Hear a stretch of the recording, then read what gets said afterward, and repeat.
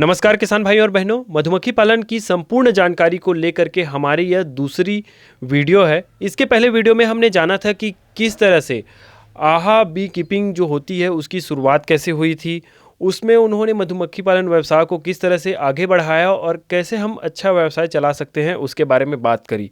आज की हमारी यह वीडियो होने वाली है और साथ ही यह वीडियो जो होगी वह हमारी ट्रेनिंग की तरह होगी, क्योंकि अभी जांजगीर चांपा के वीके जो है वह कृषि विज्ञान केंद्र से जो है वह किसान आए हुए हैं जो कि ट्रेनिंग लेंगे। तो उन्हीं के साथ हम सारी चीज़ों को सीखेंगे, देखेंगे, समझेंगे कि मधुमक्खी पालन की शुरुआत हम किस तरह से कर सकते हैं, कौन कौन सी मधुमक्खियाँ होती है, उनको मधुमक्खी जो है वह अधिक से अधिक शहद कैसे इकट्ठा कर सके, उसके लिए अनुकूल स्थिति हम कैसे तैयार करें उसके बारे में जानेंगे। और साथ ही मधुमक्खी से जो है वह व्यवसाय यदि हम करना चाहते हैं तो कैसे व्यवसाय शुरू करेंगे, जिसमें कि हम शहद कैसे निकालेंगे और परागकण जो होता है वो उसको किस तरह से कलेक्ट किया जाता है जिससे कि हम प्रोडक्ट तैयार करते हैं, तो उसके बारे में भी हम बात करेंगे। तो वीडियो काफ़ी इन्फॉर्मेटिव होने वाली है, काफ़ी इंटरेस्टिंग होने वाली है, तो वीडियो को आप पूरा ज़रूर देखें, वीडियो थोड़ी लंबी रहेगी।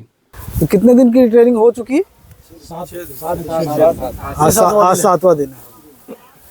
चलिए, मैं क्या क्या बताऊं आप लोगों को, बहुत सारी चीज़ें हैं बताने की, लेकिन आप लोग 6 दिन 7 दिन पढ़ लिए हैं, मतलब बहुत कुछ जान गए हैं आप लोग, है ना।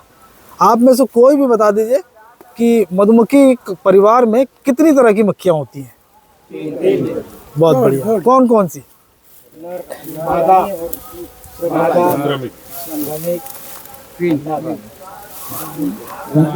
ठीक से जी। और कौन कौन सी मधुमक्खी जो है पालतू है, प्रजाति का नाम? हाँ, और एक एपिस फ्लोरिया भी है। हाँ, छोटी मक्खी। तो आप लोग ऑलमोस्ट सब कुछ पढ़े हुए हैं, है ना। अब आपको देखना है ना। देखिए, मधुमक्खी पालन जो है ना, जैसे दूसरे पशुपालन होता है, जैसे डेयरी उद्योग है, बकरी पालन है, मुर्गी पालन है, उससे थोड़ा अलग है ना। आपका बकरी पालन या डेयरी उद्योग या मुर्गी पालन कैसे करते हैं? अपन एक जगह स्टेशनरी करते हैं, एक जगह शेड बना देते हैं, वहाँ पर अपन जानवर पालते हैं और वहाँ पर उनका खाना ले जाके अपन रखते हैं। लेकिन मधुमक्खी पालन में ऐसा नहीं है। मधुमक्खी बहुत छोटा जीव है और उसका भोजन जो है फूलों में मिलता है ना। उसका भोजन जो है फूलों में जो मकरंद और पराग होते हैं वो उसका भोजन होता है। तो मधुमक्खी पालन में सबसे बड़ा चैलेंज जो होता है वो ये होता है उनको खुराक उपलब्ध कराना। उनको खुराक उपलब्ध कराने के लिए जहाँ फूलों की खेती होती है वहाँ लेके जाना पड़ता है आपको, है ना। आप दूसरे उद्योगों में, बकरी पालन, मुर्गी पालन, डेयरी उद्योग में एक स्टेशनरी जगह बनाते हैं, उस जगह पे आप पशुओं को खाना ले जाके खिलाते हैं। मधुमक्खी पालन में आपको जहाँ फसल है वहाँ मधुमक्खी लेके जाना पड़ता है। यही सबसे बड़ा अंतर है और यही सबसे बड़ा चैलेंज है। जो भी व्यक्ति मधुमक्खी पालन में एंटर करना चाहता है तो वो सबसे पहले अपने आप को देख ले कि मैं मधुमक्खियों का स्थानांतरण करने में सक्षम हूँ कि नहीं। और यहीं पर फेलियर होता है, लोग स्थानांतरण नहीं कर पा रहे हैं, है ना। उसके लिए अगर स्थानांतरण नहीं किया आपने तो देखिए, आप अगर कितने भी बड़े किसान हो, है ना, एक खेत में 50 एकड़ 100 एकड़ भी है अगर, तो साल भर आप फूल उपलब्ध नहीं करा पाते हैं, है ना। तो उसके लिए आपको अपने एरिया का पूरा सर्वे करना पड़ता है कि कब कहाँ किस तरह के फूल उपलब्ध हो सकते हैं।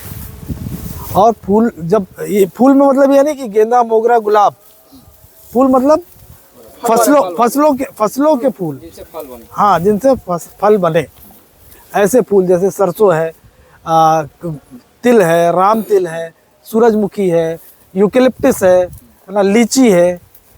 इस तरह की अच्छी फसलों की जानकारी आपको इकट्ठा करना पड़ता है और समय समय पर इनका स्थानांतरण करना पड़ता है। अगर आप उचित स्थानांतरण करते हैं तो मधुमक्खी पालन बहुत ही प्रॉफिटेबल चीज़ है। और अगर आप उचित प्रबंधन नहीं करते हैं, स्थानांतरण नहीं करते हैं, तो आप जो है सरकारी योजनाओं का फ़ायदा तो ले लेंगे लेकिन उसको फ़ायदे में नहीं पहुंचा पाएंगे, है ना, सफल नहीं कर पाएंगे। अभी देखिए, अभी जिस जगह पे हम लोग खड़े हैं ये पाटन का चंगोरी गांव है। यहाँ करीब करीब 200-250 एकड़ में सरसों है। हम जिस खेत में खड़े हैं वहाँ सरसों नहीं दिख रही है आपको, लेकिन सराउंडिंग 200-250 एकड़ में सरसों होती है यहाँ पर। और हमारे यहाँ हजारों एकड़ है, अच्छा, हजारों एकड़ है। लेकिन वहाँ कोई मधुमक्खी वाले लोग नहीं है। हाँ, तो जब सरसों का सीजन आता है ना, अभी जैसे सरसों की फ्लावरिंग स्टार्ट हो रही है, एक आध हफ्ते पहले से ही स्टार्ट हुई है, तो हमने अपनी कॉलोनीज यहाँ ला के रख दिया। अब 1 से 1.5 महीने यहाँ पर फसल रहेगी, है ना, अर्ली और लेट वाली फसलें 1 से 1.5 महीने तक कंटिन्यूस यहाँ फ्लावरिंग रहेगी। ये एपिस मेलिफेरा मधुमक्खी है। इसका फॉरेजिंग एरिया, जो फॉरेजिंग रेंज होता है, इसकी उड़ने की क्षमता और फसलों पे विजिट करने की क्षमता थ्योरेटिकली 3 किलोमीटर करीब है ना, यानी कि 3 किलोमीटर के रेडियस में अगर जो भी सपोर्टिव क्रॉप्स होंगी, उसके फूल होंगे, वहाँ से ये पराग और मकरंद ला सकती है। लेकिन अपन थ्योरेटिकली 3 किलोमीटर नहीं मानते, 1 से 1.5 किलोमीटर की रेंज में, 2 किलोमीटर की रेंज तक जो भी फसलें हैं, है ना, तो उसके ये पराग लाएगी। तो देखने में ये लग रहा है कि यहाँ तो कोई फसल ही नहीं है, लेकिन सराउंडिंग में 1.5-2 किलोमीटर के रेडियस में करीब करीब 200-250 एकड़ में सरसों है, और वहाँ से इनका काम चल रहा है। ये पराग भी ला रही है, शहद भी ला रही है, और अपनी कॉलोनी भी बढ़ा रही है। ठीक है, और क्या क्या सवाल है आप लोगों के, सवाल कीजिए। तो इतने दिन के क्वेश्चन से आप पढ़ाई जो किए हैं, सर एक हम लोग पढ़े थे, जैसे इसको स्टैंड में रखते हैं, नीचे कटोरी में पानी भर के रखते हैं कि चींटी मत आए। इसको आप जैसे जमीन में रखते हैं तो इसमें चींटी का, ये मैनेजमेंट में ये बहुत अच्छी चीज़ है, ये करना चाहिए, है ना। लेकिन प्रैक्टिकली जब इतने सारे बॉक्स हो तो हर चीज़ पॉसिबल नहीं होती है ना। तो यहाँ पर क्या है, ड्राई जगह है, ड्राई जगह है और चींटी उटी नहीं है ना, ये हमने देख के रखा है, चींटी उटी नहीं है तो इसलिए रख दिया। अदरवाइज जो है, या तो लोहे के स्टैंड बना लिया जाते हैं और उसके नीचे कप रख देते हैं पानी के, उसमें पानी डाल देते हैं ताकि चींटी ना चढ़े। और आजकल जो है एक कप टाइप का स्टैंड चलता है प्लास्टिक का, है ना, तो एक सामने और 2 पीछे रख देते हैं, तो करीब 6-7 इंच हाइट मिल जाती है। तो स्टैंड में रखना अच्छी प्रैक्टिस है, रखना चाहिए। सर जैसा आपने बताया कि इसको एक जगह से दूसरा जगह लेके जाना जरूरी है, तो जैसे यदि कोई अपने आसपास जैसे कोई किसान है लगाना चाहता है, तो 1-2 बाक्स जैसे रखे तो उसको भी लेके जाना पड़ेगा क्या? बिल्कुल, चाहे 2 बॉक्स हो, चाहे 200 बॉक्स हो। यदि आसपास जैसे 12 महीना सब्जी खेती होता है, जैसे हम लोग जहाँ पे हैं वहाँ पे 12 महीना खेती होता रहता है वहाँ पे सब्जी का, तो वहाँ पे 2-3 बाक्स जैसे अपने उसके लिए पॉलिनेशन के लिए हम लोग रखते हैं, तो होगा कि नहीं होगा? बिल्कुल हो जाएगा। अगर 12 महीने आपका कुछ ना कुछ फसल मिल रही है तो हो जाएगा। लेकिन देखिए, सब्जी की फसलों में ना पराग और शहद दोनों ही कम मात्रा में मिलता है ना। इनके लिए सपोर्टिव क्रॉप्स जो होती है वो तिलहनी फसलें बहुत सपोर्टिव होती है, तिलहनी और दलहनी फसलें। तो आप 12 महीना अगर सब्जी में ही रखेंगे तो ये धीरे धीरे खुराक कम मिलने लगेगी, तो धीरे धीरे कमज़ोर हो जाएंगी। तो आप ये कर सकते हैं कि आप नॉर्मली सब्जी की फसलें आया आपके पास, आप रखें, लेकिन जिस समय कहीं आपको सूरजमुखी मिल जाए या सरसों मिल जाए, 1-2 महीने के लिए वहाँ छोड़ दें। तो सूरजमुखी का जो पराग आता है, सरसों का जो पराग आता है, ये बहुत अच्छा प्रोटीन रहता है इसमें, तो इनका जो है, इनकी हेल्थ बढ़ जाती है उससे, और वो 1-8 महीने जो है बिना पराग के भी रह लेंगी। इतना पराग इकट्ठा कर लेती है सरसों में, सूरजमुखी में, तिलहनी फसलों में। तो अगर आप 1-2 बॉक्स, 2-4 बॉक्स अपनी सब्जियों के लिए रखना चाहते हैं, रखें आप। लेकिन जिस सीज़न में आपको तिलहनी फसलें मिलती हैं, तो 15-20 दिन के लिए, 1 महीने के लिए तिलहनी फसलों का विजिट करा दें मक्खियों को, तो मक्खियों की हेल्थ अच्छी हो जाएगी। एक क्वेश्चन था और सर, जैसे इनके लिए जो टेम्परेचर हमारे यहाँ बहुत ज़्यादा हो जाता है, तो उस समय फिर क्या सावधानी बरतते हैं? देखिए, अपने यहाँ छत्तीसगढ़ में टेम्परेचर एक बहुत बड़ा इशू है ना। अपने यहाँ 45 से प्लस चले जाता है टेम्परेचर।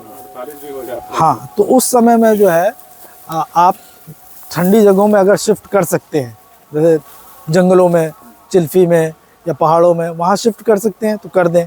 और अगर नहीं शिफ्ट कर सकते, कुछ नहीं हो सकता, तो उसके अंदर जो एक बोरा होता है ना, वो बोरे को गीला करें, मतलब पानी में डुबा दें और वो बोरे को गीला, हाँ, कवर के नीचे। अभी मैं दिखाऊंगा आपको। तो जैसे पेड़ के छाया नहीं, वो तो छाया में तो रखना ही है, छाया में तो रखना ही है, उसके बाद भी अपने यहाँ तो बहुत लू चलती है ना, तो उस टाइम पे अंदर के बोरे को गीला कर दें और ऊपर जो टीना दिख रहा है उसके ऊपर भी एक बोरा गीला करके रख दें, है ना। दिन में 2 बार ये काम करें तो टेम्परेचर उनको थोड़ी सी सहायता हो जाएगी। और दवाई का असर कैसा होता है सर? जैसे इधर भी किसान लोग दवाई छींटते होंगे, उसमें असर पड़ता है कि नहीं? दवाइयों का असर बहुत ज़्यादा होता है ना। जो भी कीटनाशक है वो तो कीटनाशक है ना, और मधुमक्खी एक कीट है, तो कीट का नाश करने के लिए दवाई डाल रही है तो कीट का नाश होगा, तो मधुमक्खियों का भी होगा। लेकिन जितनी भी तिलहनी फसलें हैं, तिलहनी फसलों में दवाइयाँ कम लगती हैं, है ना। तो सरसों में तो दवाइयों का इशू नहीं आता है, लेकिन जो भैया ने बोला ना सब्जी, तो सब्जी में नकदी फसलें हैं तो उसमें दवाइयाँ बहुत चलती हैं, तो उसके लिए किसानों को समझौता करना पड़ता है। दवाइयाँ रेड जोन की तो बिल्कुल नहीं चलाना है ना। ग्रीन जोन की दवाइयाँ चला लें, अगर संभव हो तो रात के समय दवाइयाँ चलाएं, और अगर संभव नहीं है तो जिस दिन दवाई चलाना है, मतलब जैसे कल हमको दवाई चलाना है ना, तो आज शाम को हम मक्खियों को लॉक कर दें, पूरक आहार दे के, है ना, शक्कर और पानी का घोल दे के शाम को मक्खियों को लॉक कर दें, अगले दिन निकलने ना दें, और अगले दिन ग्रीन जोन की दवाइयाँ कीटनाशक आप चला सकते हैं। फिर शाम को खोल दें तो रात में तो वैसे भी नहीं निकलेंगी, फिर अगले दिन वो काम करेंगी। लेकिन रेड जोन की दवाइयाँ बंद करना पड़ेगा। 2016 में हमने मधुमक्खी पालन स्टार्ट किया था छत्तीसगढ़ में ना, उसके पहले इस तरीके से छत्तीसगढ़ में कॉलोनीज नहीं दिखती थी, और तब से करीब करीब 200 से 250 किसान सब्जी के और फलों के हैं जो हमसे मधुमक्खी परागण के लिए लेते हैं। तो इन 8 सालों में हमने भी बहुत कुछ सीखा है और किसानों ने भी बहुत कुछ सीखा है। दवाइयों में कॉम्प्रोमाइज़ बहुत करने लगे हैं, उनको समझ में आ गया है। अगर हम अपने खेत में मान लो मधुमक्खी खरीद के नहीं भी रखें तो भी हम अगर रेड जोन की दवाइयाँ मारते हैं तो जो प्राकृतिक रूप से हमारे मित्र कीट है जो परागण करता है वो भी ख़त्म हो जाते हैं। तो इन चीज़ों को बहुत बड़े बड़े किसानों ने, जो पढ़े लिखे साइंटिस्ट लेवल के किसान हैं, इन लोगों ने समझा है, और अब वो ग्रीन जोन में आ रहे हैं। थोड़ा सा खर्चा बढ़ता है, लेकिन हमारे परागणकर्ता बच जाने की वजह से हमारी फसलों का प्रोडक्शन बढ़ जाता है। तो आप लोगों को भी जहाँ कहीं से भी दवाइयाँ खरीदते हैं, है ना, उसको बता दें, भैया मैंने अपने खेत में मधुमक्खी रखी है, ऐसी दवाई दो, भले 2 पैसा महंगी हो, कि मधुमक्खी ना मरे। अगर आप नहीं रखें तो भी बोलना ही, ताकि प्राकृतिक रूप से जो आपकी मधुमक्खियाँ हैं, जो आपकी फसलों को विजिट करती हैं, परागण करने के लिए आती हैं, वो बच जाए। तो ये एक जो है आपके लिए तो फ़ायदा होगा ही, एक देश हित का भी काम होगा, क्योंकि जब रेड जोन की दवाइयाँ मारते हैं जिससे हमारे मित्र कीट मर जाते हैं, फिर वही रेड जोन की दवाइयों वाले फल सब्जियाँ 2 दिन बाद हमारे घर में पकते हैं, है ना, तो हमको भी नुकसान होता है। तो इसलिए आप सभी लोगों से निवेदन है कि आप लोग रेड जोन की दवाइयाँ मारना बंद कर दें। प्रोडक्शन मतलब प्रोडक्शन अपन देखते हैं जनरली 40 किलो के लगभग आ जाता है साल भर में, 20 से 40 के। तो यहाँ आपको प्रोडक्शन फिर कैसा आ रहा है? कितने बार हार्वेस्ट करते हैं? जैसे एक बार देखिए, अगर आपका मैनेजमेंट सही है, आपने सही सफलों का चुनाव करके सही समय पे मधुमक्खी कॉलोनी वहाँ रखी है, तो 30 से 50 किलो एक बॉक्स से साल भर में निकलता है ना। अब उसमें बहुत सारे फैक्टर होते हैं। आपने जब रखा, है ना, अच्छी फसल देख के रखा, लेकिन उस टाइम पे जो है बहुत तेज़ गर्मी आ गई, तो नेक्टर जो है सूख जाएगा अंदर का, है ना, नेक्टर उड़ जाएगा। या बहुत ज़्यादा बारिश का समय आ गया, अचानक बदली आने लगी, तो मक्खियाँ काम नहीं करेंगी। तो वो फैक्टर होते हैं। जिस तरीके से कृषि और उद्यानिकी पूरा मौसम पे आधारित है, उसी तरीके से मधुमक्खी पालन भी मौसम पे आधारित है ना। तो 30 से 50 किलो अगर आप सही से मैनेजमेंट करते हैं तो 30 से 50 किलो एक बॉक्स से शहद निकल सकता है। और जैसा भैया ने सवाल किया कि कितने बार हार्वेस्ट कर सकते हैं, है ना, तो एक सीज़न में, जैसे अभी सरसों का सीज़न चल रहा है ना, तो सरसों की फ्लावरिंग जब अच्छी आ जाएगी ना, तो हर 15 दिन में आप हार्वेस्ट कर सकते हैं। हाँ, फसलों के ऊपर रहता है। जैसे लीची, अगर लीची में रखे आप, तो लीची में हर 8-10 दिन में आप हार्वेस्ट कर सकते हैं। लीची में बहुत अच्छा नेक्टर मिलता है ना। यूकेलिप्टस है, यूकेलिप्टस में हर 15 दिन में आप हार्वेस्ट कर सकते हैं। तो फसलों के ऊपर रहता है, फसलें कैसी हैं आपके यहाँ की, मक्खियां वही रहेंगी, लेकिन आप सब्जियों में रखेंगे तो वो कुछ नहीं ला पाएंगी, क्योंकि सब्जियों में है नहीं, लेकिन सब्जियों का उत्पादन बढ़ता है ना। सर ये पूछना था, प्रोडक्शन बढ़ जाएगा। एपिस मेलिफेरा जो है वो भारत के उत्तरी क्षेत्र में या फिर भारत क्षेत्र के लिए पालन के लिए उपयुक्त है। छत्तीसगढ़ के लिए जैसे सेरेना इंडिका है ज़्यादा बोलते हैं, तो छत्तीसगढ़ में आप मेलिफेरा का कैसे कर रहे हैं? देखिए, एपिस मेलिफेरा जो है ना मैदानी क्षेत्रों के लिए उपयुक्त है, मैदानी क्षेत्रों के लिए, और एपिस सेरेना इंडिका जो है वो पहाड़ी क्षेत्रों के लिए उपयुक्त है। तो हमारा जो है मैदानी क्षेत्र है, हमारे यहाँ एपिस मेलिफेरा का सर्वाइवल एपिस सेरेना इंडिका से अच्छा है। आप सर्वे कर लीजिएगा, जहाँ जहाँ कहीं पे भी एपिस सेरेना इंडिका पाली गई है वो महीना 2 महीने के अंदर पूरी खत्म हो गई, भाग गई है। तो सेरेना इंडिका का इन्वायरमेंट छत्तीसगढ़ के लिए तो बढ़िया बताते हैं स्टडी। छत्तीसगढ़ में जो पहाड़ी एरिया है ना, वहाँ पर सेरेना इंडिका चलेगी, लेकिन मैदानी क्षेत्रों में तो एपिस मेलिफेरा ही चलती है। और एपिस मेलिफेरा का पालन जो है आसान भी है, सेरेना इंडिका का पालन भी मुश्किल है, और उसमें जो है स्वार्मिंग, भागने की क्रिया को बोलते हैं स्वार्मिंग, स्वार्मिंग की टेंडेंसी एपिस सेरेना इंडिका में ज़्यादा होती है ना। एपिस मेलिफेरा को पालना इजी भी है, इसका प्रोडक्शन भी ज़्यादा है, और फूड भी चाहिए उस हिसाब हाँ इसके लिए खुराक चाहिए अच्छी। खुराक चाहिए। सर तो इसको साल भर कैसे मैनेज करते हैं? मतलब अभी तो जैसे सरसों है, सरसों खत्म हो गई उसके बाद कैसे आगे कैसे? देखिए, यही तो आपको करना है कि अगर मैंने सबसे पहले शुरू में क्या बोला आपको, अगर आप स्थानांतरण करने में अपने आप को सक्षम मानते हैं तभी आप मधुमक्खी पालन कर सकते हैं। हाँ, तो आपको फसलों का पहले से अरेंजमेंट, जैसे यहाँ फसल खत्म होने वाली होगी ना, उसके 1 हफ्ता 10 दिन पहले हमारे पास अगली साइट तैयार होना चाहिए, है ना।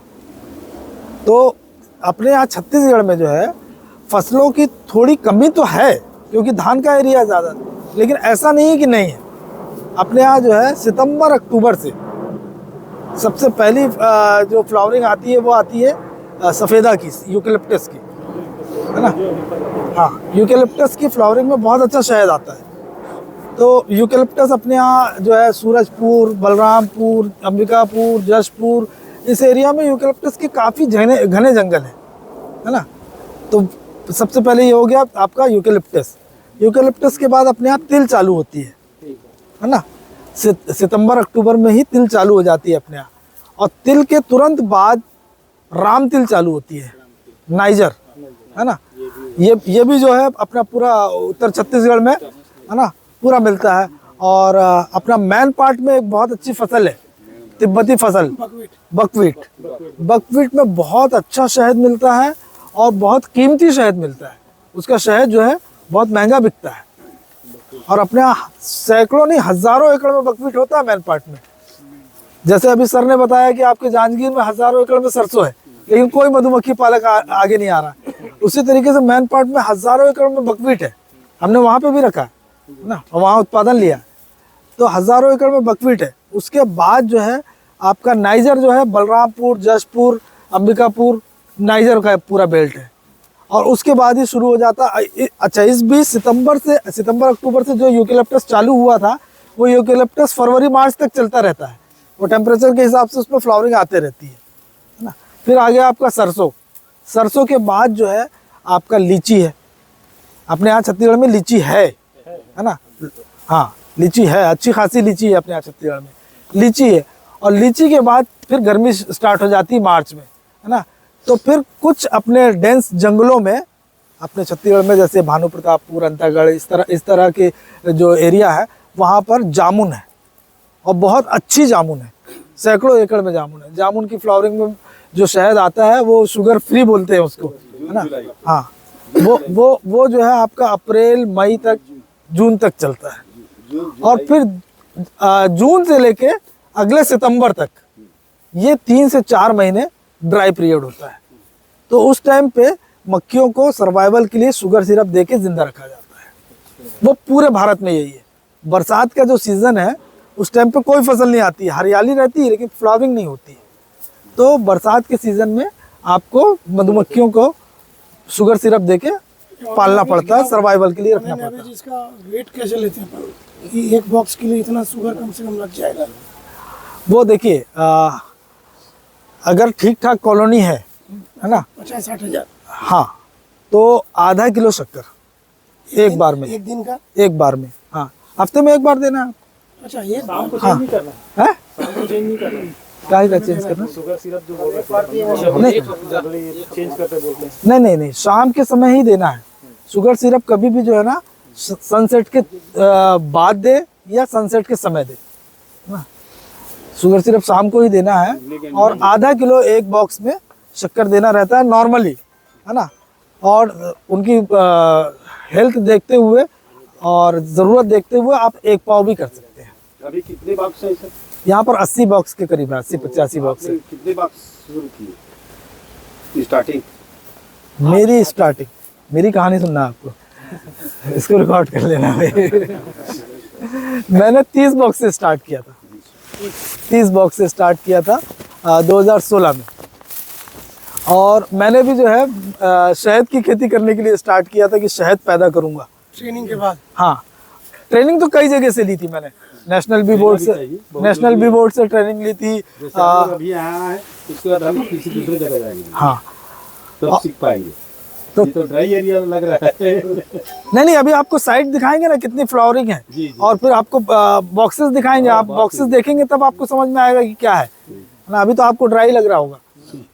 तो मैंने 30 बॉक्स से स्टार्ट किया था और मेरे 30 बॉक्स जो है उसमें से एक महीने के अंदर ही मैंने 25 बॉक्स पॉलिनेशन के लिए बेच दिया था। तो पहले महीने से ही मेरा मधुमक्खी बेचने का काम शुरू हो गया था।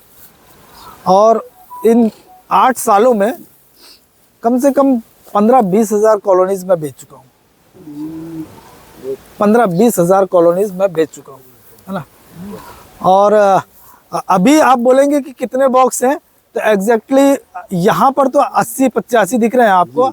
ऐसी कई साइट्स हमारी मैनेज होते रहती हैं अलग अलग जगहों पे, है ना। अब यहाँ के क्या है, यहाँ के जो किसान हैं रायपुर, दुर्ग, राजनांदगांव और इस एरिया के बेल्ट के जो किसान है पॉलिनेशन के लिए लेते हैं, तो उनके लिए यहाँ एक सेंटर बना हुआ है, यहाँ पर सरसों में रखे।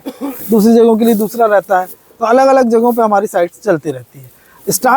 स्टार्टिंग जो है 30 बॉक्स से ही किया था। ये बताइए आजाद जी, जैसे कोई किसान स्टार्ट करना चाहता है शुरुआती लेवल पे, तो कितना बॉक्स से स्टार्ट करे, कितना स्वाम लगेगा, मिनिमम कितना लागत लगेगा? अगर मिनिमम से मिनिमम स्टार्ट करना चाहेगा तो देखिए, अगर उपलब्धता बता दीजिए कहाँ मिलेगा। अगर कोई कॉमर्शियली स्टार्ट करना चाहता है ना, हाँ, कॉमर्शियली स्टार्ट करना चाहता है तो उसको 50 बॉक्स से नीचे नहीं स्टार्ट करना चाहिए, है ना। वो अगर चाहे तो 1 साल बाद स्टार्ट करे, है ना। इन 1 सालों में कई जगह विजिट करके आ जाए, जहाँ पर मधुमक्खी पालन हो रहा है उनके यहाँ 2-4 दिन, 1-आध हफ्ता रह के आ जाए। लेकिन स्टार्ट करे तो कम से कम 50 बॉक्स से स्टार्ट करे। होता क्या है, लोग करते हैं 2 बॉक्स से स्टार्ट, 4 बॉक्स से स्टार्ट, 10 बॉक्स से स्टार्ट। अब 10 बॉक्स है, अरे यार कहाँ मैनेज करूँगा इसको, 10 बॉक्स के लिए गाड़ी वाला 4,000 रुपये मांग रहा है माइग्रेशन का, कहाँ ले जाऊँगा, फिर वो नहीं ले जाता है। जब 50 बॉक्स में करेगा तो वो 4,000 अगर माइग्रेशन के लिए लग रहा है उसको, तो लगाएगा वो, मतलब पूरा डेडिकेशन के साथ करेगा। तो अगर आपको करना है तो कमर्शियली 50 बॉक्स से स्टार्ट कीजिए। 50 बॉक्स में ओवरऑल खर्चा जो है 3 लाख के आसपास आता है ना। हाँ, ढाई नहीं, मतलब आपको परचेस करने का बॉक्स का? हाँ, 2.5 से 3 लाख रुपए में आप 50 बॉक्स में स्टार्ट कर सकते हैं। 600 रुपये का लगभग, 6-25 हुआ ना पूरे कॉलोनी के साथ?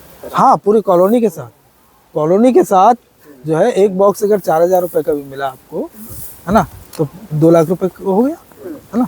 तो 2.5-3 लाख रुपए में स्टार्ट होता है।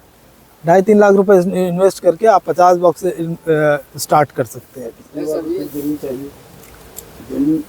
ज़मीन की आपकी अपनी ज़मीन की कोई ज़रूरत नहीं है।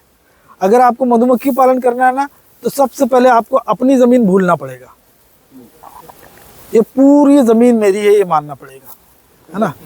आपका गांव जितना बड़ा है वो पूरा गांव आपका है, क्योंकि आपका गांव 1 किलोमीटर के रेडियस में होगा। और मधुमक्खी को कोई मतलब नहीं है कि किसका खेत है, मेरे मालिक का खेत है कि मेरे मालिक के दुश्मन का खेत है कि दोस्त का खेत है। वो जहाँ फूल मिलेगा जाएगी, काम करेगी। तो आपको अपनी ज़मीन की कोई दिक्कत नहीं है। अब आप देख सकते हैं 80 बॉक्स रखने में मैंने बहुत फैला के रखा है, यहाँ जगह अच्छी थी इसलिए, 80 बॉक्स रखने में कितनी जगह लगी बस।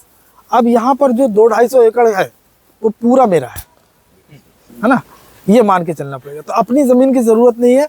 इस बिजनेस में सबसे बड़ी खासियत यही है कि कोई भूमि विहीन किसान जिसके पास 1 एकड़ भी ज़मीन नहीं है वो भी ये काम शुरू कर सकता है। ठीक है सर, आप एक ये बोले कि जून जुलाई वाला जो है ड्राई स्पेल रखा है करके, हम लोग को ये बताए थे कि उस टाइम पे इमली या वाटल जो है वो जो 2 पौधे हैं उससे अपने को अब है तो, लेकिन उसका रकबा कहाँ है? इमली की कहीं खेती तो होती नहीं। बस्तर में नहीं, बस्तर की बात छोड़िए, अपनी बात कीजिए। नहीं आप काम करना है, नहीं तो काम करना है तो भाई बस्तर लेके जाना पड़ेगा आप। जुलाई अगस्त में इमली में फ्लावरिंग होती है ना, लेकिन रकबा नहीं मिलता ना उसका, मेन दिक्कत है। अच्छा, यही तो जैसे सर एक बॉक्स से हमको दूसरा बॉक्स तैयार करना है, मतलब एक कॉलोनी से दूसरी कॉलोनी, तो दूसरा कॉलोनी तैयार होने में कितना समय लग जाता है? दूसरी कॉलोनी तैयार होने में जो है 16 दिन लगते हैं। 16 दिन में दूसरा बॉक्स तैयार। हाँ, दूसरी रानी बन जाएगी। बॉक्स में बताएंगे कैसे? बता देंगे। एक बार लोगों की संख्या देखिए होता क्या है, रानी बनाने की ना कई विधियां हैं। आप कौन सी विधि अडॉप्ट करते हैं उसके अनुसार, और आपका पर्पस क्या है रानी बनाने का।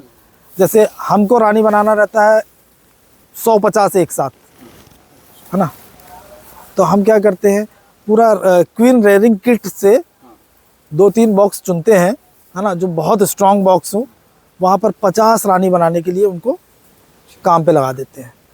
एक किट इंट्रोड्यूस कर देते हैं, 50-100 रानी एक साथ बनवा लेते हैं। और फिर उनको हर रानी को जब निकलने वाली हैच होने वाली होती है तो एक केज में उनको वो कर लेते हैं और 3-3 फ्रेम के साथ, 4-4 फ्रेम के साथ सभी बॉक्सेस में दे देते हैं।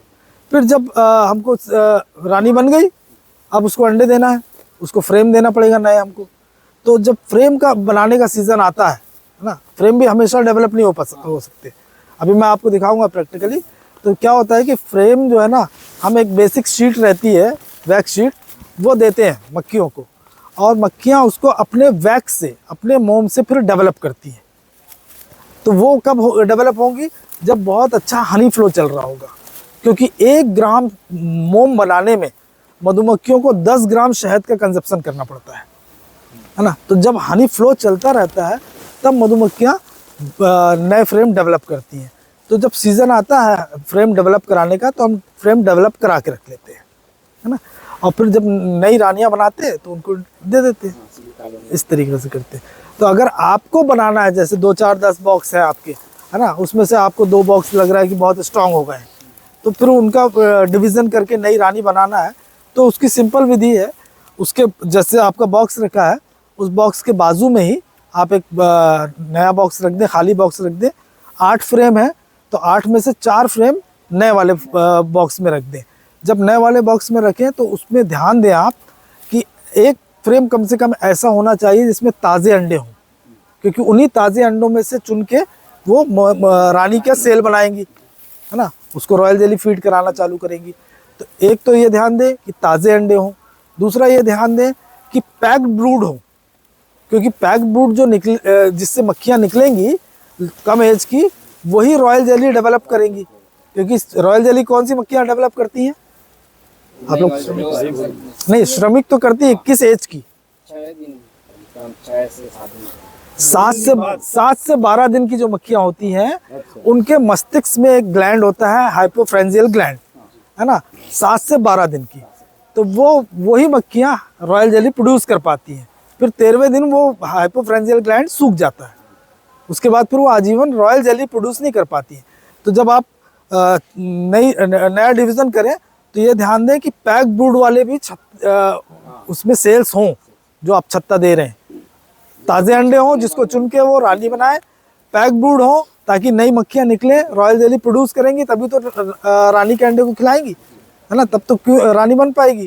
ठीक, पराग की मात्रा हो और शहद की मात्रा हो, ये 4 चीज़ देखते हुए आपको 4 फ्रेम इधर रख देना है और पुराने वाले बॉक्स में रानी सहित 4 फ्रेम छोड़ देना है। 1-2 दिन ये लोग वेट करेंगे, उसके बाद क्वीन सेल डेवलप करना चालू कर देंगे और 16 दिन के अंदर रानी अगर सक्सेस हो गया आपकी वो बनाना चालू कर दिए क्वीन सेल, तो 16 दिन के अंदर नई रानी निकल जाती है। फिर वो 2-3 दिन या 4 दिन 5 दिन या ज़्यादा से ज़्यादा 1 हफ्ते खा पी के तैयार होती है। उसके बाद फिर मैटिंग करती है। मैटिंग करने के बाद जब वो एग लेइंग चालू कर दे, तब आप मानिए कि आपका डिवीज़न सक्सेस हो गया, नई रानी बन गई। क्योंकि कई बार क्या होता है, रानी पैदा हो भी जाती है तो मैटिंग सक्सेसफुल नहीं होती है ना। तो ये एक सिंपल विधि है। जब तक उसमें भ्रूण बनना चालू हो तब तक नया कानून न माने उसको। हाँ, क्या बोल रहे थे आप? पुराना जो छत्ता है उसमें एक रानी रहती है, ठीक है। अब अपने को नया डेवलप करना है, नया रानी डेवलप करना है, तो जैसे आप 4 फ्रेम लेने को बोलते हो, उसको अल्टरनेट रखते हो, एक फ्रेम एक खाली, फ्रेम एक खाली। मतलब मैं ये जानना चाहता कि श्रमिक जैसे पुराने में बहुत सारे श्रमिक थे, उसमें एक रानी इन लोग आइडेंटिफाई करके रखे हैं, इसमें इन लोग 4 या 5 रानी कैसे मतलब डेवलप करेंगे? नहीं, 4-5 रानी क्यों डेवलप करेंगे? एक ही होगा, एक ही होगा। नहीं, देखिए मैं बताता हूँ। अच्छा, आपने उधर से 4 फ्रेम उठा के इधर दे दिया, ताज़े अंडे, पैक ब्रूड, शहद, पराग वाले और मक्खियों सहित, श्रमिक मक्खियों सहित। अब वो 4 तो अपना नॉर्मल काम कर रहे हैं, है ना। आपको ध्यान देना है कि दोनों का बराबर डिवीज़न हुआ कि नहीं हुआ, दोनों तरफ मक्खी बराबर जा रही कि नहीं जा रही, है ना। ऐसा तो नहीं कि इसमें ज़्यादा जा रही इसमें कम जा रही। अगर इसमें ज़्यादा जा रही इसमें कम जा रही तो थोड़ा डिस्टेंस जो है बढ़ाना है। जब दोनों में बराबर जाने लगेगी ना, तो वहाँ तो रानी है, यहाँ रानी है नहीं, तो ये 1-2 दिन रानी ढूंढेंगे और फिर इनके अंदर कम्युनिकेशन होगा कि अरे यार हमारी रानी तो है नहीं, हमको नई रानी बनाना है। तो ये लोग रानी के सेल बनाना चालू कर देंगे, ताज़े अंडे देखेंगे और वहाँ सेल बनाना चालू कर देंगे। तो 1 सेल बना सकते हैं, 2 सेल बना सकते हैं, 4-5 सेल बना सकते हैं। मतलब जितनी मजबूत होंगी ये कॉलोनी, जितनी मजबूत होगी, क्योंकि आपको मजबूत कॉलोनी में ही डिवीज़न किया जाता है, तो ये जितनी मजबूत कॉलोनी होगी उतनी ज़्यादा ये लोग क्वीन सेल बनाना चालू कर देंगे। जो क्वीन सेल पे डेवलप है उसको फिर अपन आगे अब क्वीन सेल बनाना चालू कर दी, जिसमें से जल्दी रानी निकल गई, है ना। 4-5 क्वीन सेल बना दिया इन लोगों ने, जिसमें से जल्दी रानी निकल गई, वो रानी पहली हो गई, बाकी को वो खुद ही ख़त्म कर देंगे कॉलोनी वाले। हाँ, बोला यह जाता है कि रानी सब कुछ मैनेज करती है, लेकिन मैनेज जो है श्रमिक सब कुछ करते हैं, यहाँ तक कि रानी को भी वो लोग मैनेज करते हैं, है ना।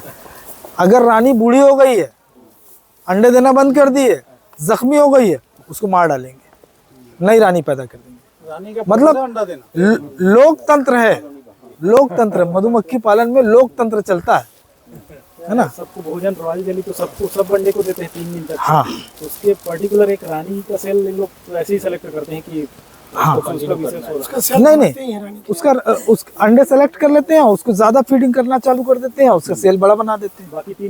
बाकी सब अंडे को 2 से 3 दिन, 2 से 3 दिन। जब हेप्लाइट कौन रहता है, नर रहता है कि मादा रहता है कि श्रमिक रहते हैं? हेप्लाइट क्योंकि 2 बनता है, जो फर्टिलाइजर होता है ना, जो फर्टिलाइज एग रहते हैं अलग रहता है, और जो अनफर्टिलाइज रहते हैं उससे अलग बनता है। हाँ, एंड वो हेप्लाइट रहते हैं, एंड रहते हैं, बाकी जितने रहेंगे सब 2 एंड है ना। जब स्वार्मिंग होता है, राया जेली खिलाते हैं, उसी से तो रानी विकसित होता है। तो ये लोग जिसको रायल जेली खिलाएंगे वो रानी बनेगी जी, वैसी है। हाँ, तो जिसको नहीं खिलाएंगे वो रानी बनेगा ही नहीं। हाँ, सभी को 2 से 3 दिन सबको खिलाएंगे, सबको खिलाते लेकिन जिसको आजीवन खिलाएंगे वो रानी बनेगी। अब देखिए ये जो है सबसे पहले ढक्कन रहता है ना। इस ढक्कन को ऊपर में टीन लगाते हैं ताकि पानी वानी से बचत हो, है ना। अंदर लकड़ी का होता है इस तरीके से, है ना। उसके बाद फिर किस लकड़ी का बनता है? किसी भी लकड़ी का बन सकता है।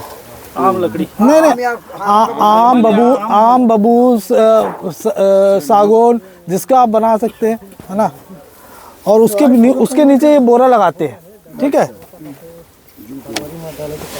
ये एक चीज़ मैंने आपको दिखाने के लिए लगाया, अभी ये सीज़न नहीं है, इसको नहीं लगा, अभी बरसात के सीज़न में लगाते हैं। ये होती है प्रोपोलिस शीट। अच्छा, यही है। हाँ, प्रोपोलिस शीट। जब प्रोपोलिस चलता है ना बरसात के सीज़न में, जब हाँ, अपने बबूल में, नीम में जो गोंद आता है, वो मक्खियाँ ला के इसमें पूरा जमा कर लेती हैं, है ना। ये एंटीबैक्टीरियल लेयर का काम करती है। तो जब अपने को प्रोपोलिस हार्वेस्ट करना होता है तब ये सीड को इंट्रोड्यूस करते हैं, है ना। अभी मैंने दिखाने के लिए आपको लगाया है, अभी किसी बॉक्स में प्रोपोलिस जमा हुआ होगा, वो मैं दिखाऊंगा आपको। ये होता है प्रोपोलिस है, देखिए ये हल्का हल्का दिख रहा है ना, ये प्रोपोलिस है, ठीक है। अब इसके अंदर जो है मक्खियों के फ्रेम रखे हुए हैं, ठीक है।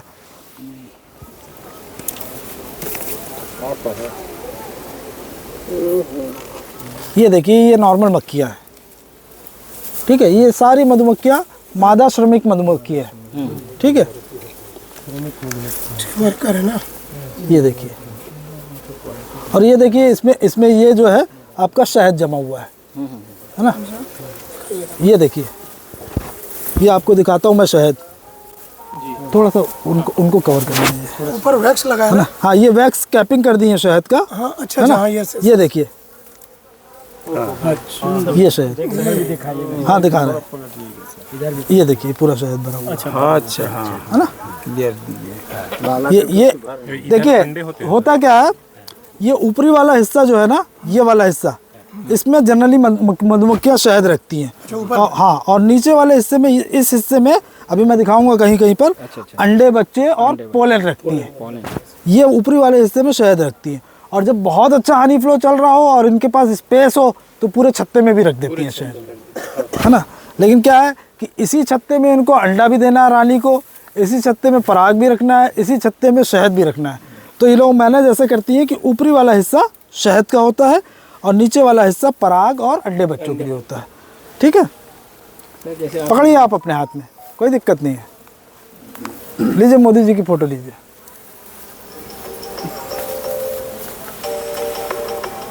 ये सारी मधुमक्खियाँ मादा श्रमिक मक्खी है, ठीक है। ये आर्टिफिशियल वाला है कि वो जो छत्ता है? छत्ता है, छत्ता जो है ये एक बेसिक शीट देते हैं अपन, उसको फिर डेवलप करती है।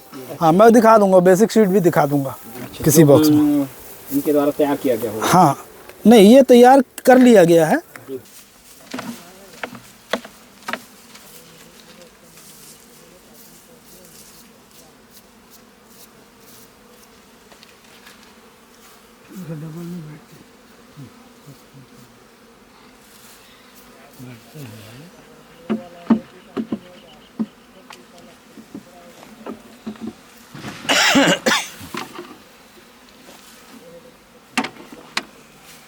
इसको बोरे से ढक के ले चलेंगे, वहाँ शहद निकालेंगे, ठीक है।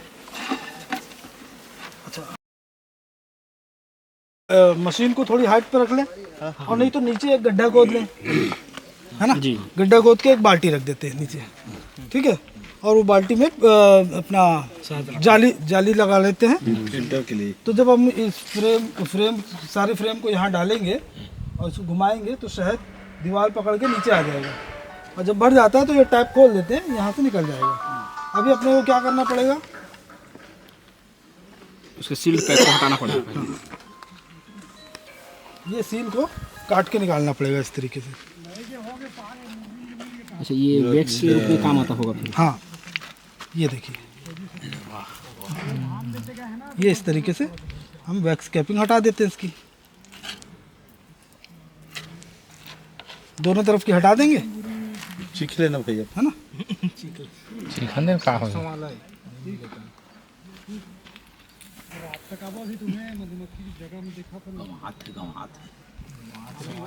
ये निकाल लिया, उसके बाद इसको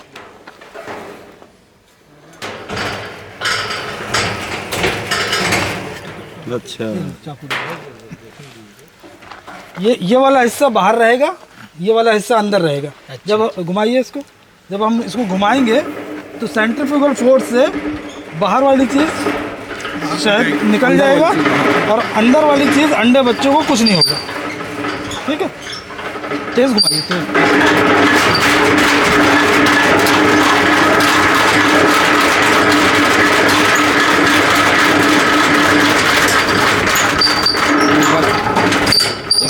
अब उल्टा घुमाइए,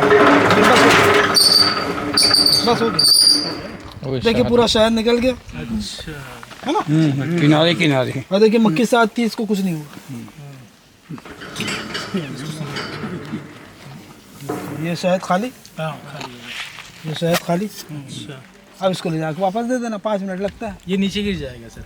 हाँ, ये जब पूरा निकालेंगे तो वो तो इसलिए नहीं गिर रहा है, नहीं तो क्वांटिटी ज़्यादा रहेगी। ठीक है, ये जैसे गिर रही है सब चीज़। ये जो पैक्ड वाला दिख रहा है ना, इसमें से जो है मक्खियाँ निकलेंगी। हाँ, भ्रूण है। ये पैक्ड ब्रूड है। और इसमें किसी किसी में दिख रहा है वो भ्रूण अलग से। ये पैक्ड ब्रूड है। और जो ये सफ़ेद सफ़ेद दिख रहा है आपको, ये अभी लार्वा है ना। लार्वा के बाद ये थोड़ा प्यूपा बनेगा, प्यूपा के बाद इसको पैक कर देती है मक्खियाँ। पूरा क्या? हाँ, पूरा दिखेगा। ये देखिए। और ये नहीं, रॉयल जेली नहीं, पीला पीला दिख हाँ रहा है। मैं बता रहा हूँ उसके बारे में। देखिए, ये बंद है। ये आपको सफ़ेद सफ़ेद कुछ दिख रहा है, ये है लार्वा, है ना। और बहुत ध्यान से देखेंगे तो छोटे अंडे भी दिखेंगे आपको, एकदम पतले अंडे। अंदर में सफेद सफेद दिख रहा है। हाँ, और ये जो कत्ता कत्ता कलर का दिख रहा है, ये पैक ब्रूड है, इसमें से मक्खियाँ निकलेंगी। और ये जो पीले कलर का दिख रहा है, ये पराग है ना। लटका दिए और उसमें घास वास डाल दिए और उसमें शुगर सिरप भर दिए। ठीक है। जब हम माइग्रेशन करते हैं तो माइग्रेशन में दिन के टाइम पे अपनी ये तैयारी रहती है कि सबसे पहले ध्यान देना है कि माइग्रेशन के पहले ज़्यादा शहद नहीं होना चाहिए।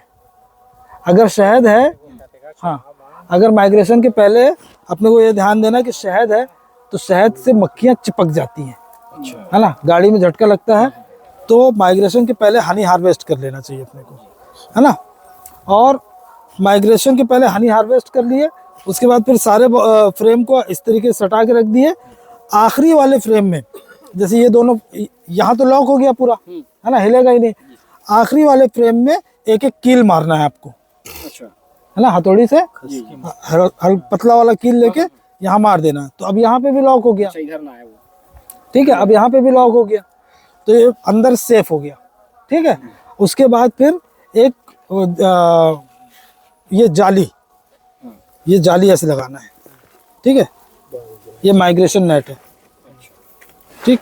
ये जाली लगा दिए आप, इसको ठोक ठाक के लगा दिए। इसकी लकड़ी वाली जाली भी आती है, लेकिन अब हम लोगों को बहुत काम करना पड़ता है तो लकड़ी वाली जाली से हाइट बढ़ जाती है और लगाने में भी दिक्कत आती है। तो ये जाली लगा दी है, ठीक है। इसके ऊपर फिर जो है बोरा लगा दिए, है ना।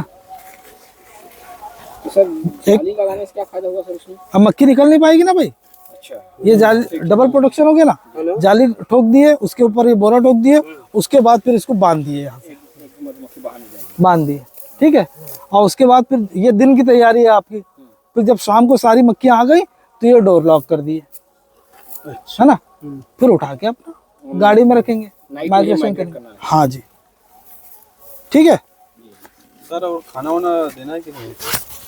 अब भी तो बताया ना, यहाँ पर देना है। जैसे पहले से रहेगा वो। हाँ, माइग्रेशन के बाद जहाँ पर भी आप उतार के रखेंगे ना, तो देखिए नहीं, माइग्रेशन के बाद जो है आपको इनको शुगर सिरप देना ही है। वो इसलिए क्योंकि क्या होता है कि माइग्रेशन में झटके लगते हैं ना, तो जैसे पैक ब्रूड है, 2 दिन बाद उससे मक्खी निकलने वाली है, तो वो प्रीमेच्योर मक्खी निकलने लगती है ना। क्योंकि झटका लगता है तो प्रीमेच्योर मक्खियाँ निकलने लगती है। इसलिए माइग्रेशन के तुरंत बाद जहाँ पर भी ले जाकर रखते हैं तो वहाँ पर शुगर सिरप देना चाहिए। जो दूसरा सबसे बड़ा ज़रूरी काम है, पहला तो मैंने बताया था आप लोगों को कि सही फसलों पर रखना, और दूसरा काम सबसे ज़रूरी है मधुमक्खियों के बॉक्स की साफ़ सफाई करना। वो इसलिए क्योंकि टाइम से क्या जैसे जैसा टाइम बीतता है तो अंदर कुछ ना कुछ गंदगी कलेक्ट होती रहती है। मधुमक्खियाँ अपना सारा काम खुद कर लेती हैं, लेकिन अगर आप चाहते हैं कि मधुमक्खियाँ हमारे लिए ज़्यादा शहद लाएं, ज़्यादा पराग लाएं, अपनी कॉलोनी को ग्रो करें, तो उनका कुछ काम हमको हल्का करके देना पड़ता है। अच्छा, दिन में कितनी बार पराग लाते हैं, रस लाते हैं? दिन में जो है पूरा दिन, सुबह सूर्योदय से लेके सूर्यास्त तक आना जाना करते रहते हैं। शहद भी आता रहता है, पराग भी आता रहता है ना। सुबह के टाइम पराग ज़्यादा आता है क्योंकि सुबह के टाइम पराग फूलों पे ज़्यादा रहता है। पास में रहेगा तो ज़्यादा लाएंगे, दूर रहेगा तो कम रहेगा उनका फ्रिक्वेंसी। तो अगर आप चाहते हैं कि आपकी मधुमक्खियाँ स्वस्थ रहें, आपके लिए ज़्यादा शहद और पराग इकट्ठा करें, तो हफ्ते 10 दिन में एक बार आपको बॉक्स की सफाई कर देना चाहिए। इसमें कोई बात नहीं करेंगे, ठीक है, खाली सुनना है अपने को। तो सफाई करने का पूरा तरीका बता रहा हूँ मैं आपको कैसे करना है। आपको जो बॉक्स है उसके पास में एक खाली बॉक्स साफ सुथरा वाला रख लेना है, ठीक है। ये खाली बॉक्स साफ सुथरा वाला रख दिए, उसके बाद एक एक फ्रेम उठा के, एक एक फ्रेम इसमें से उठा के इसमें शिफ्ट कर देना है। ठीक है, बिल्कुल आसानी से करना है, झटका नहीं लगाना है ना। और डरना तो बिल्कुल नहीं है। अभी आप लोग इतनी देर से हैं, किसी ने मक्खी ने कोई परेशान किया क्या, है ना। तो डरना बिल्कुल नहीं है। लोग डरते हैं और झटका लगाते हैं, इसलिए परेशानी हो जाती है। अब देखिए इसमें गंदगी है, ये आप लोगों को दिखाने के लिए गंदगी रखा था मैं ना, अदरवाइज मेरे बॉक्स साफ रहते हैं, है ना। अब इसको जो है सामने में एक बार में झटक देना है, बार बार उसी जगह पे मारेंगे तो मक्खियाँ कुचलाएंगी। भैया उठिए आप, है ना, ये उठाना है।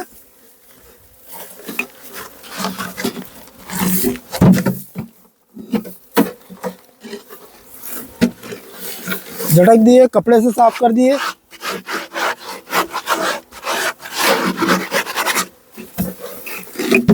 ये हम लोग कितने दिनों में करते हैं? हफ्ता 10 दिन में एक बार। ठीक है, अब ये बॉक्स आपका साफ सुथरा हो गया, इसकी जगह वापस वहीं, ये सफाई करते समय शिफ्टिंग करते हैं, जगह वहीं। ठीक है, अब ढक दिए आप। सर ये जैसे इसमें शिफ्ट कर दिए हैं, जो कॉलोनी है तो जिस कॉलोनी की मधुमक्खियाँ उसी में आएंगी, श्रमिक मधुमक्खियाँ। हाँ, इसी में आएंगे ना, लेकिन अगर आप ये जगह को यहीं पर रख देंगे ना तो फिर डिस्टर्ब हो जाएगी। डिस्टर्ब हो जाएगी, हाँ, जगह वही रखना है। जगह वही। ठीक है, अब ये बॉक्स आपका स्पेयर हो गया, इससे दूसरी सफाई करते रहिए। ठीक है, सफाई ये ज़रूरी है, इस तरीके से करना है।